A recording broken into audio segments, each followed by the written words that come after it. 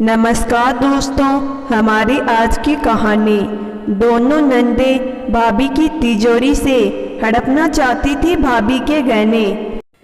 शर्मा जी की पत्नी शीतल को कैंसर हो गया था, इसलिए शीतल जी की तबीयत बहुत खराब रहने लगी। फिर भी उनकी नंदे अपनी भाभी से मिलने तक नहीं आई और 2 साल तक मायके से और भाभी से दूरियां बना ली। उनके हालचाल तक नहीं पूछती थी। इधर बड़ी बहू नव्या अपनी सास की खूब सेवा करती थी।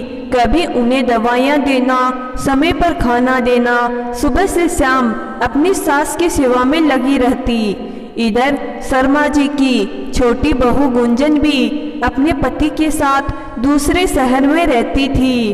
कैंसर से शीतल जी को गुजरे कुछ ही दिन हो चुके थे। 13वीं के बाद रिश्ते नातेदारों की भीड़ भी छट चुकी थी। घर में अब उनकी बड़ी बहू नव्या, छोटी बहू गुंजन और बुजुर्गों के नाम पर उनकी बड़ी बुआ शारदा जी और छोटी बुआ सास सरिता जी थी। बड़ी बहू नव्या की पिछले 2 दिनों से तबीयत ठीक नहीं थी, सो वो अपने कमरे में आराम कर रही थी। उस दिन सुबह सुबह बुआ जी अपने भाई शर्मा जी से बोली, भाई जाने वाले तो जा चुके हैं, कब तक उनका शोक मनाओगे?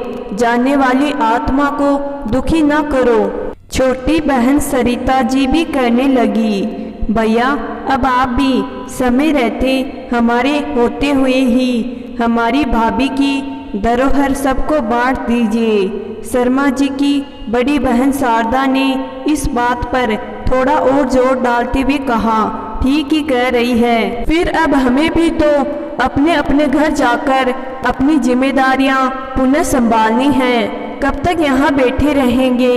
आप भाभी की तिजोरी से रखा सामान खुद ही सब में बांट दे। ये बात जैसे ही बड़ी बहू नव्या के कानों तक पहुंची, वो तुरंत उठकर आई और कहने लगी, क्या जल्दी है बाबूजी, कहाँ भागे जा रहे हैं? हम बाद में आराम से कर लेंगे। पर बुआ जी के आगे उसकी एक ना चली और वो हारी हुई सी बस देवरानी गुंजन का चेहरा देखती रह गई। दोपहर खाने के बाद का वक्त निश्चित किया गया बंटवारे के लिए। उस दिन तो जैसे किसी को भूख ही नहीं लगी थी। सब जल्दी से खाना निपटाकर हॉल में पहुंच गए। उनके दोनों सुपुत्र आ गए थे। सबकी निगाहें तिजोरी पर ही टिकी हुई थी। नव्या ने बाबूजी को चाबियां सौंपी। तिजोरी खोल सारा सामान निकाल मेज पर यूं सजाया गया मानो दुल्हन का दहेज हो। फिर शुरू हुआ बंटवारा। तभी शर्मा जी अपनी पत्नी के गहने बड़ी बहू नव्या को देने लगे। अचानक बड़ी बहन चिल्लाई, अरे भाभी का वो खानदानी सोने के कंगन कहीं दिखाई नहीं दे रहा, वो कहाँ है? सब आंखें नव्या की ओर थी। उसने बड़े बेमन से तिजोरी के लॉकर की चाबी अपने कमरे से लाकर दी। धीरे से वो देवरानी गुंजन से बोली, इसलिए मैं नहीं चाहती थी कि इन लोगों के रहते लॉकर खुले। अब देखना, सबसे अच्छे आभूषण ये दोनों पहले ही ले लेगी। लॉकर खोल सारे आभूषण निकाले गए। सबकी आंखें फटी की फटी रह गई। शर्मा जी की बड़ी बहन तुरंत बोली, भैया इस बार भाभी मुझे खानदानी कंगन देने का वादा किया था, अब वो तो रही नहीं, तो क्या उनकी ये निशानी, उनका ये छोटा सा उपहार समझकर मैं रख लूं? मुझे इसी से संतोष हो जाएगा। साथ ही भाभी की नजदीकी का एहसास भी होता रहेगा। नव्या अपनी देवरानी गुंजन से बोली, देखा मुझे इसी बात का डर था कि बुआ जी सासू माँ के गहने किसी न किसी बहाने से हड़प लेगी, इसलिए मैं तिजोरी नहीं खोलने देना चाहती थी। इधर शारदा जी ने फिर पूछा, भैया क्या सोच रहे हो? भाभी की छोटी सी निशानी ही तो मांग रही हूँ। शर्मा जी ने बड़ी बहन को वो सोने के कंगन दे दिया। तभी छोटी बहन वो डायमंड की अंगूठी देखकर बोली, भैया भाभी का ये डायमंड की अंगूठी मुझे उनके आशीर्वाद स्वरूप भेंट कर दीजिए। ये अंगूठी भाभी की याद स्वरूप हमेशा मेरे साथ रहेगा। सो वो छोटी बहन सरिता जी के हिस्से आ गया। बाकी चीजें भी एक एक कर बट गई। अंत में शीतल जी की शादी की कपड़ों की बारी आई।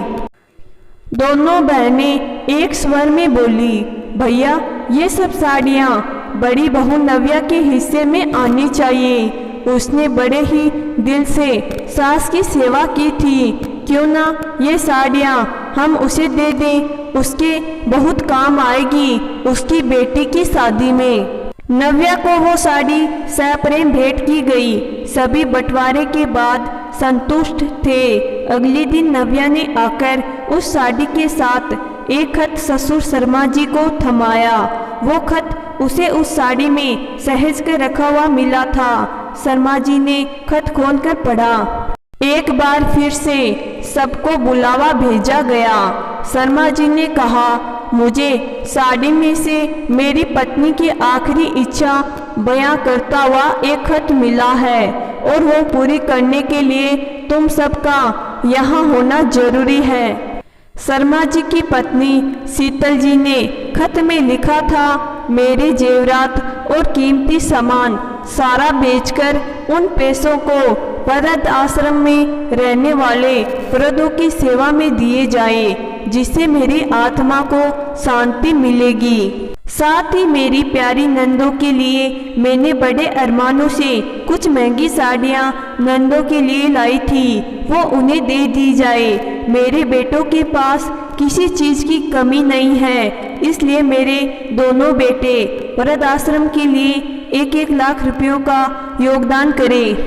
मेरी बड़ी बहू नव्या को खानदानी कंगन और वह डायमंड की अंगूठी दी जाए, क्योंकि उसने मेरी खूब सेवा की है, इसलिए इस पर सिर्फ नव्या का अधिकार है। और मेरी छोटी बहू गुंजन को मेरा मंगलसूत्र और कान के झुमके दिए जाए।